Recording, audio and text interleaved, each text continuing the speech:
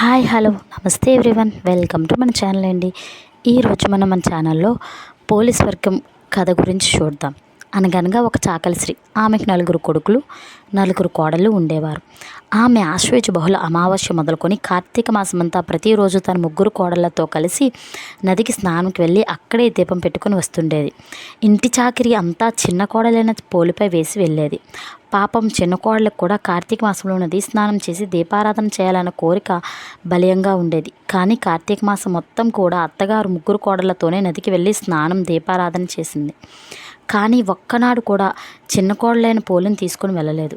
ఆ విధంగా మాసమంతా పూర్తయిన తరువాత కార్తీక బహుళ అమావాస్య రోజున ఆ అత్తగారు తెల్లవారుజామునే లేచి తన 3 కోడలతో కలిసి నదికి వెళ్ళింది.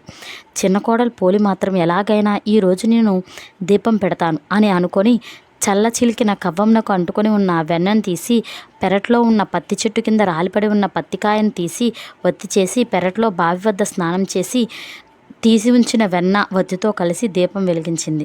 ఆ దీపం అత్తగారు చూడకుండా దాని మీద ఒక చాకలి బాణను మూత వేసింది. అంతలో హఠాత్తుగా ఆకాశం నుండి దేవదూతలు పోలి కోసం విమానం తీసుకొని వచ్చారు. అప్పుడు పోలి ఆ విమానం ఎక్కి బొందుతో తన ప్రాణమున్న శరీరంతో స్వర్గమునకు వెళ్ళసాగింది. ఆమె ఆ విధంగా వెళ్ళడం నదీ ఒడ్డున దీపం పెట్టుకుంటున్న వారు చూసి, ఓహో, చాకలి పోలి స్వర్గానికి వెళ్ళుచున్నది అని అందరూ ఆశ్చర్యపడసాగారు. అంతటా పోలి అత్తగారు, మా పోలి స్వర్గానికి వెళ్ళడం ఏంటి అని ఆమె 3 కోడళ్ళు ఆశ్చర్యంతో చూడసాగిరి.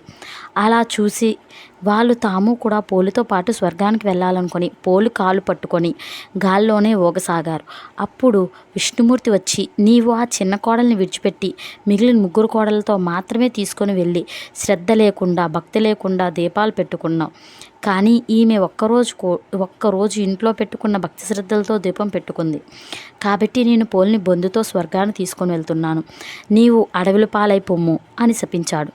ఈ కథ విని అక్షింతలు వేసుకుంటే కార్తీక మాసమంతా పురాణ పఠనం శ్రవణం చేసిన ఫలితం సంపూర్ణమవుతుంది. ఓం శ్రీ కార్తీక దామోదరాయ నమః.